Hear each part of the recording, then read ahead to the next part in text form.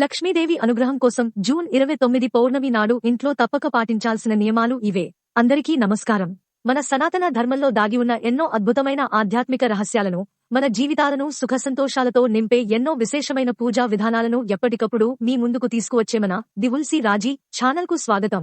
ముందుగా ఈ వీడియోకి ఒక లైక్ చేసి, ఇలాంటి మరెన్నో విలువైన ధార్మిక విషయాల కోసం మన ఛానల్ ని వెంటనే సబ్స్క్రైబ్ చేసుకోండి. అలాగే ఆ భగవంతుని కృప మీపై ఎల్లప్పుడూ ఉండాలని కోరుకుంటూ కామెంట్స్ లో భక్తితో జై శ్రీరామ్ అని రాయడం మాత్రం మర్చిపోకండి. హిందూ సాంప్రదాయంలో పౌర్ణమి తిథికి ఎంతో విశిష్టమైన స్థానం ఉంది. పౌర్ణమి అనగానే సాక్షాత్తు ఆసిరి సంపదలకు అధిదేవత అయిన శ్రీ మహాలక్ష్మీదేవికి అత్యంత ప్రీతిపాత్రమైన రోజు అని మనందరికీ తెలుసు. అందులోనూ ఈ జూన్ 29వ తేదీన సోమవారం నాడు రాబోతున్న జ్యేష్ఠ పౌర్ణమికి మన పురాణాలలో ఎనలేని ప్రాముఖ్యత ఉంది.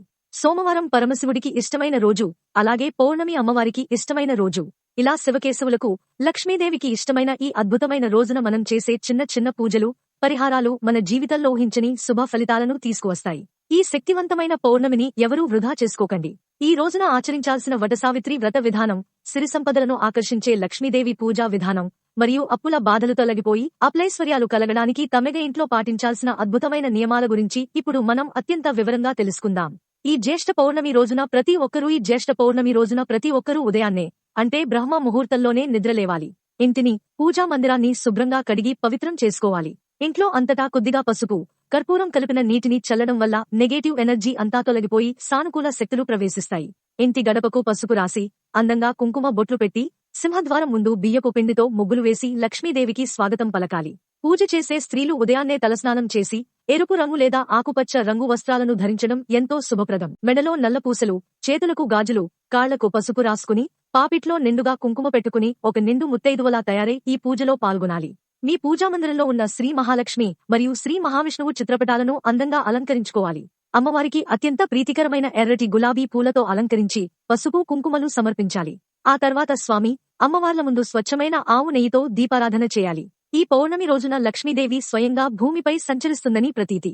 కాబట్టి ఆ తల్లికి ఆహ్వానం పలుకుతూ ఉదయాన్నే ఇంట్లో పాలు పొంగించడం అనేది ఎంతో అద్భుతమైన పరిహారం. ఇలా పొంగించిన పాలతో పాయసం లేదా ఏదైనా తీపి పదార్థం తయారు చేసి అమ్మవారికి నైవేద్యంగా సమర్పిస్తే మీ ఇంట్లో ఆయురారోగ్యాలకు, ధనధాన్యాలకు ఎన్నటికీ లోటు ఉండదు. అలాగే మీ పూజగదిలో ఉన్న శ్రీ వెంకటేశ్వర స్వామి చిత్రపటం ముందు కొన్ని తులసి దళాలు పెట్టి ప్రార్థిస్తే మీ మనసులోని ధర్మబద్ధమైన కోరికలన్నీ వెంటనే నెరవేరుతాయి. ఈ జ్యేష్ఠ పౌర్ణమికి ఉన్న మరో అత్యంత ముఖ్యమైన మరియు విశేషమైన ప్రాముఖ్యత వటసావిత్రి వ్రతం. వివాహమైన ప్రతి స్త్రీ తమ భర్త దీర్ఘాయుషు కోసం, కుటుంబ శ్రేయస్సు కోసం ఈ రోజున ఖచ్చితంగా ఈ వ్రతాన్ని ఆచరించి తీరాలి. మన పౌరాణిక గాథల ప్రకారం మహాపతివ్రత అయిన సావిత్రీదేవి తన అపారమైన భక్తితో, ధైర్యంతో సాక్షాత్తు ఆ యమధర్మరాజుతోనే పోరాడి తన భర్త సత్యవంతుని ప్రాణాలను తిరిగి దక్కించుకున్న పవిత్రమైన రోజు ఇదే. ఆ సమయంలో సత్యవంతుడి దేహం ఒక మర్రి చెట్టు కింద ఉంటుంది. అప్పటి నుండి ఈ రోజున మర్రి చెట్టును పూజించే సాంప్రదాయం వచ్చింది. ఈ వ్రతాన్ని ఆచరించే స్త్రీలకు వైధవ్య దోషాలు తొలగిపోయి దీర్ఘ సుమంగళి ప్రాప్తి కలుగుతుంది. అలాగే వారి భర్తలకు ఆరోగ్యంతో పాటు సంపద కూడా రెట్టింపవుతుంది. మీ ఇంటికి సమీపంలో ఉన్న ఏదైనా మర్రి చెట్టు దగ్గరకు వెళ్లి ఈ పూజ చేయాలి.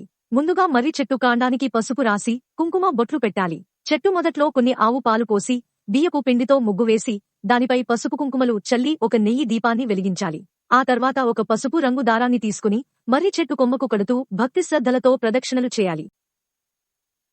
ప్రదక్షిణలు చేసే సమయంలో ఓం నమో వైవస్వతాయ, ఓం వట సావిత్రియై నమః అనే మంత్రాలను మనసులో జపించుకోవాలి. పూజ పూర్తయిన తర్వాత అక్కడే ఉన్న ఇతర ముత్తైదువులకు పసుపు, కుంకుమ, 2 అరటి పండ్లు, గాజులు పెట్టి తాంబూలం ఇవ్వాలి. ఒకవేళ మీకు దగ్గరలో మర్రి చెట్టు అందుబాటులో లేకపోతే ఒక చిన్న మర్రి కొమ్మను ఇంటికి తెచ్చుకుని పూజా మందిరంలో పెట్టుకుని పూజించవచ్చు. అది వీలుకాకపోతే ఒక తమలపాకు పైన పసుపుతో ఒక చిన్న ముద్దను చేసి దానినే మర్రి చెట్టుగా భావించి పూజ చేసుకోవచ్చు. పూజ ముగిశాక స్త్రీలు తమ భర్త పాదాలకు నమస్కరించి వారి ఆశీర్వాదం తీసుకోవాలి. ఈ వ్రతం చేసేవారు పగటి పూట ఉపవాసం ఉండి సాయంత్రం మాత్రమే భోజనం చేయాలి. ఉదయం చేసే ఈ పూజలతో పాటుగా అప్పుల బాధలు, ఆర్థిక కష్టాలు తొలగిపోవడానికి ఇంట్లో కొన్ని శక్తివంతమైన పరిహారాలు ఆచరించాలి. శ్రీ మహాలక్ష్మికి అత్యంత ఇష్టమైన వస్తువులలో సముద్రపు ఉప్పు అనగా రాళ్ల ఉప్పు ఒకటి. ఈ పౌర్ణమి రోజున ఉదయాన్నే మార్కెట్కి వెళ్లి కొత్తగా రాళ్ల ఉప్పును కొనుగోలు చేసి ఇంటికి తెచ్చుకోవడం వల్ల సాక్షాత్తు ఆ లక్ష్మీదేవిని మీ ఇంటికి ఆహ్వానించినట్లే అని పండితులు చెబుతారు. ఉదయం స్నానం చేసిన తర్వాత ఒక చిన్న ఎర్రటి వస్త్రంలో గుప్పెడు రాళ్ల ఉప్పును వేసి మూటగా కట్టి మీ ఇంటి సింహద్వారం బయట పైభాగంలో వేలాడదీయండి. ఈ చిన్న పరిహారం వల్ల మీ ఇంటిపై ఉన్న ఎలాంటి నరదిష్టి అయినా పటాపంచలైపోయి ఆకస్మిక ధనలాభం కలుగుతుంది. ఇక సాయంత్రం 6 గంటల తర్వాత కూడా కొన్ని నియమాలు పాటించాలి.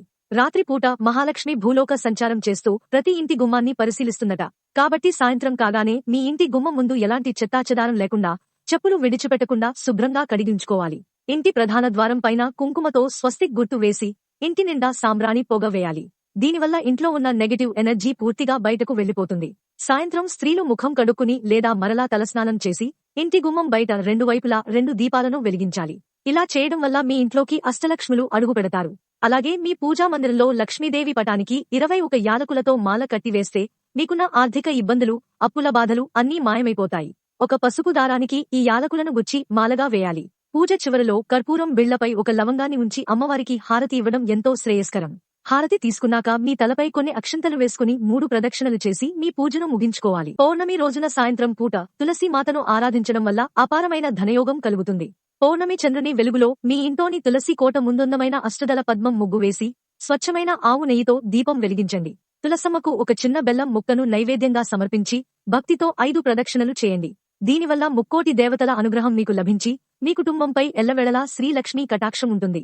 అలాగే ఈ జ్యేష్ఠ పౌర్ణమి నాడు వచ్చే చంద్రకిరణాలకు అమితమైన శక్తి, ఔషధ గుణాలు ఉంటాయి. కాబట్టి రాత్రి సమయంలో ఆరుబయట నిలబడి చంద్రుడిని చూస్తూ 2 చేతులు జోడించి నమస్కరించుకుంటే మానసిక ప్రశాంతత, పరిపూర్ణమైన ఆరోగ్యం లభిస్తాయి. ఇంట్లో తరచుగా సమస్యలు, చికాకులు వస్తున్నవారు సాయంత్రం సమయంలో ఒక నిమ్మకాయను తీసుకుని దానికి కుంకుమ అద్ది 2 ముక్కలుగా కోసి గడపకు 2 వైపులా పెట్టండి. ఇలా చేస్తే మీ ఇల్లు పట్టిన దరిద్రం అంతా బయటకు వెళ్లిపోతుంది.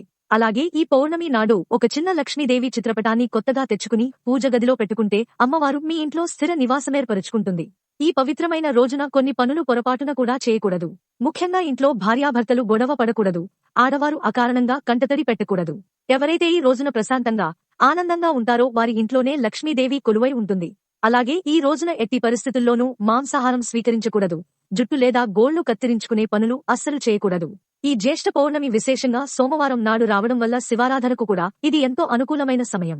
సాయంత్రం 6 గంటల నుండి 7 గంటల మధ్యలో మీ దగ్గరలో ఉన్న పురాతన శివాలయానికి వెళ్లి ఆ పరమశివునికి ఆవు పాలతో అభిషేకం చేసి ఆలయంలో దీపారాధన చేస్తే మీ పాపాలన్నీ నశించి పుణ్యగతులు ప్రాప్తిస్తాయి.